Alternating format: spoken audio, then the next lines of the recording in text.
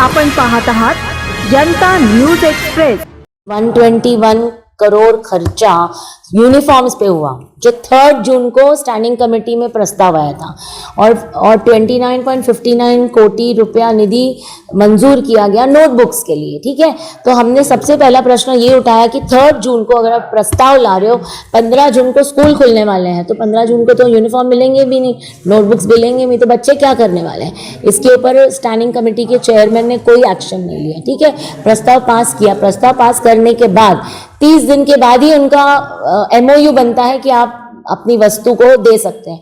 तो अब जाके अगस्त के पहले हफ्ते में इन्होंने देना शुरू किया यूनिफॉर्म्स। लेकिन मुझे दुख होता है ये कह के कि मेरे पास एक देखिए जेन्युइन है रीज़न कि आप ये देखिए, नहीं मैं तो यूनिफॉर्म का पहले मैं मुद्दा बताती हूँ कि ये देखिए, मुझे दुख हो रहा है ये कह के कि ये जो है आप देखिए कि पेरेंट्स को एक शर्ट और एक पैंट खरीदने के लिए 1320 रुपये खर्चा करने पड़े हैं, और उसके बाद जूते मोजे भी नहीं आए हैं। तो आप सोचिए, जो गरीब जनता, जो गरीब पालक है, वो बेचारे जो मजदूर हैं, जो रोज़ मजदूरी कर रहे हैं, और वो बेचारे, उनका एक सपना रहता है कि मेरे बच्चे पढ़ें, लेकिन BMC में क्यों डालते हैं? क्योंकि उनके पास पैसे नहीं होते, आर्थिक मजबूरी होती है, मजबूरी से पैसे डालते हैं कि BMC में हम डालेंगे तो हमको आजकल सेमी इंग्लिश भी सीखने को मिलता है, लेकिन दुर्भाग्य से उनको इतने पैसे खर्चा करने पड़ेंगे। दूसरी बात, ये जो मैं आपको पिक्चर दिखा रही हूँ, ये नोटबुक्स हैं, ये नोटबुक्स भी उनको आज तक नहीं मिले हैं। सर्व शिक्षण अभियान से टेक्स्ट बुक्स मिले हैं, बाल भारती की किताबें मिली हैं, बट नोटबुक्स नहीं मिले। तो आप पढ़ेंगे तो लिखेंगे कहाँ? तो इसके लिए आपने देखा है 360 रुपये खर्चे हुए हैं। कितने बुक्स के लिए? 9 बुक्स, 9 टेक्स्ट बुक्स के, लॉन्ग बुक्स के लिए। तो ये हालत है BMC की। 151 टोटल खर्चा इन दोनों पे खर्चा निधि हमने पास किया है स्थायी समिति में, लेकिन दुर्भाग्यपूर्ण हमारे विद्यार्थियों को न यूनिफॉर्म मिले हैं, न नोटबुक्स मिले हैं, न जूते मिले हैं, न मोजे मिले हैं। और आप और ये जो निधि है, ये 2 साल के लिए पास हुआ है, लेकिन आज आप सोचिए कि आर्थिक मजबूरी के बाद भी पेरेंट्स को अपने खीसे के पैसे खर्चे करने पड़े और खरीद के अपने बच्चों को यूनिफॉर्म देना पड़ा। मेरी मांग ये है कि MC को मैंने पत्र लिखा है, म्युनिसिपल कमिश्नर को पत्र लिखा है। मैंने कहा है, ये देखिए कि क्या हाल आपके लोग कर रहे हैं। आपके पास अतिरिक्त आयुक्त है, आपके पास DMC है, आपके पास उसके बाद असिस्टेंट म्युनिसिपल कमिश्नर है, आपके पास एजुकेशन कमेटी के सारे चेयरमैन्स हैं, उसके बाद एजुकेशन ऑफिसर है, उसके बाद डेप्यूटी एजुकेशन ऑफिसर्स है, उसके बाद आपके पास एडमिनिस्ट्रेटिव ऑफिसर्स है। इतने सारी टीम है, फिर भी आपका काम नहीं होता है। तो इस पर तुरंत एक्शन होना चाहिए। और मेरी डिमांड ये है कि सारे बच्चों को, 3 लाख बच्चों को मिलने थे ये यूनिफॉर्म्स, किताबें और सारी यूनिट जो किट बोलते हैं, इमीडिएटली ये उनकी जो यूनिफॉर्म्स, इनकी जो पूरी किट है, ये उनको तुरंत उनको मिलनी चाहिए। मेरी डिमांड ये है। और दूसरी डिमांड ये भी है कि जो पेरेंट्स ने खर्चा किया है ये खरीदने में, इनकी भरपाई होनी चाहिए, इनको पैसे वापस देना चाहिए। क्योंकि इस तरीके से जो अगर पेरेंट्स खर्चा करेंगे तो BMC का मतलब क्या है? टोटली फेल है और भ्रष्टाचार से पूरे लिपटे हुए हैं। धन्यवाद। इंकलाब जिंदाबाद, BMC प्रशासन होश में आओ, BMC प्रशासन होश में आओ, सरकारी जमीनें बेचना बंद करो, इंकलाब जिंदाबाद, इंकलाब जिंदाबाद। मुंबई के 22 बस डिपों को जो निजी बिल्डरों के हाथ कर दिया गया है, जिसके खिलाफ में विरोधी पक्ष नेताओं ने आंदोलन किया, क्या कहना चाहते हैं? देखिए, आपने खुद देखा कि हमारे सभागृह में ये विषय आया और हमने महापौर को काफ़ी कुछ सुनाई कि जो 6 डिपो आपने ऑलरेडी दे दिए हैं, आज आप उसके भी 320 करोड़ नहीं ले पाए, तो आप आने वाले 22 जो डेपोज हैं उसको भी आप PPP मॉडल पे दे रहे हो। मतलब एक तरीके से आप बेच ही रहे हो उसको। और हमने ये भी कहा कि महापालिका की ये प्लॉट है, ये लैंड है, ये हम हक की है, हमारा हम ट्रस्टी हैं, तो हम आवाज़ उठाएंगे कि आप ये चीज़ बेच रहे हो और आप ये चीज़ पीपी मॉडल पे दे रहे हो, जब दे रहे हो तो आप उस तरीके से एमओयू भी नहीं बना रहे हो कि पहले ही आप उनको लैंड दे रहे हो और 1/3 पैसे ले रहे हो और बाकी के पैसे की बात ही नहीं कर रहे हो, तो इस तरीके से आप लॉस में जा रहे हो।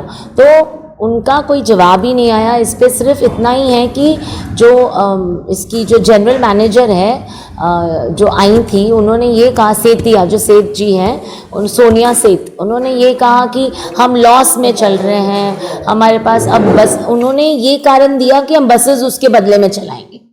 उन्होंने ये कारण दिया कि बसेस उसके बदले में चलाएंगे।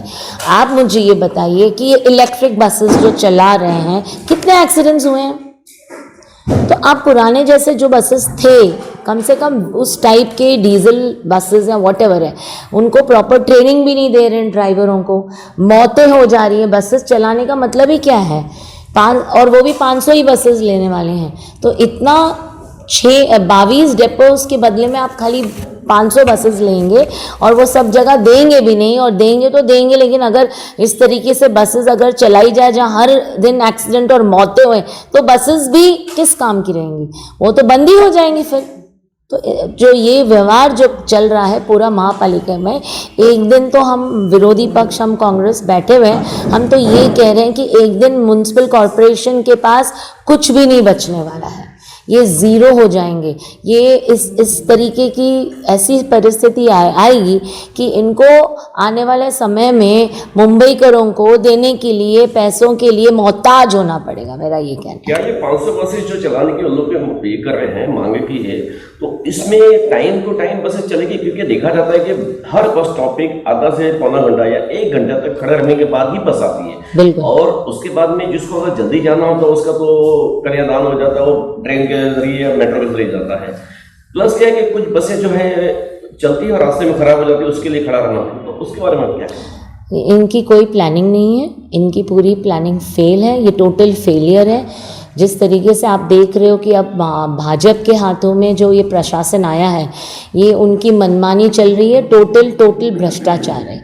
आपको मैं बताना चाहती हूँ कि ये 22 डेपो जो बेच रहे हैं, ये व्हाटएवर पीपी मॉडल करके चला रहे, पीपीपी मॉडल, ये एक तरीके का, इनके ये जो पैसे हैं ना, ये पब्लिक में जाने वाले नहीं हैं, ये इनके खीसों में जाने वाले हैं। मैं तो ये कहना चाहती हूँ, मेरा आरोप है कि ये पूरा भ्रष्टाचार है, और हम आवाज़ उठाते रहेंगे क्योंकि हमको हमारे पब्लिक की पैसे की चिंता है। ये हमारा टैक्स है, हम जो मेहनत की कमाई करते हैं उसका हम पैसा, ये टैक्स के लिए हम टैक्स में हम ये भरते हैं, लोगों को, महापालिका को हम टैक्स देते हैं, लेकिन उसके पैसे का ये दुरुपयोग हो रहा है।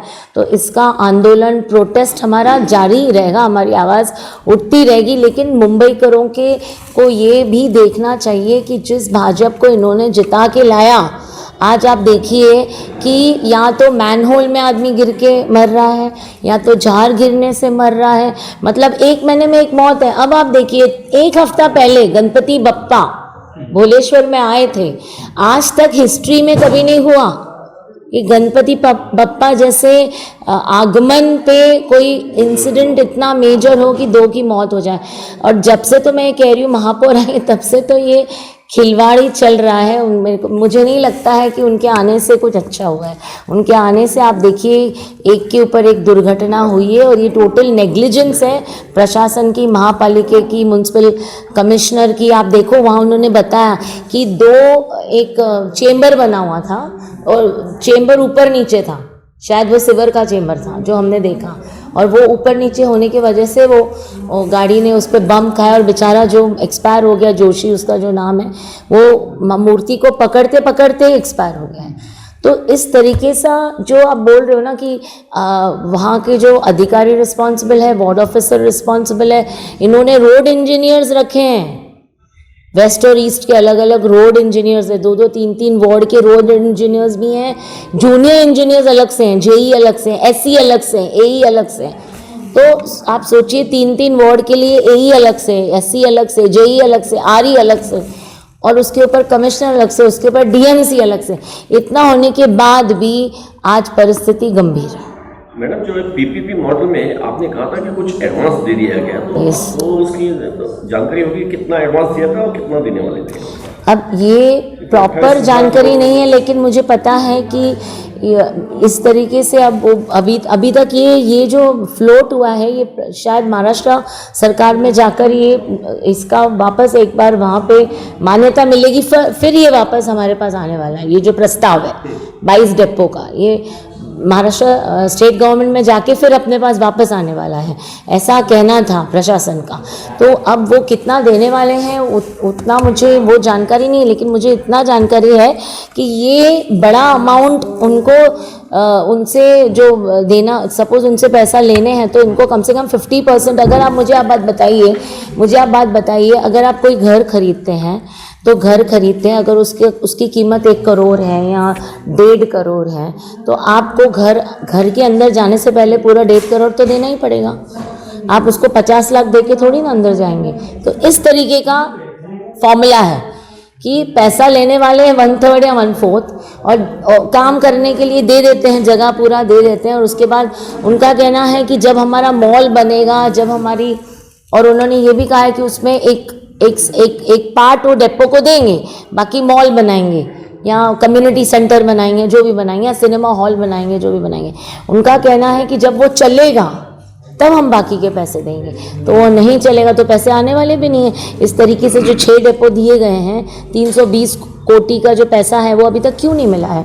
हमने प्रश्न उठाया, हमने आवाज़ उठाई, हमारे गट नेता ने भी आवाज़ उठाई, हमने भी उठाई, लेकिन उनके पास इसका कोई जवाब नहीं। और दूसरी बात, आपने देखा कि मराठी मुद्दा इतना चल रहा है, तो जिस तरीके से आपने ये भी देखा कि जहाँ जहाँ इन्होंने अपने इसको स्थलांतर करने वाले हैं, जहाँ मराठी भाषा वाले लोग हैं, उनको घर ही नहीं मिल रहा, उसके लिए भी अशरफ आज़मी जी ने आवाज़ उठाई। आपने देखा वो मुद्दा भी चला।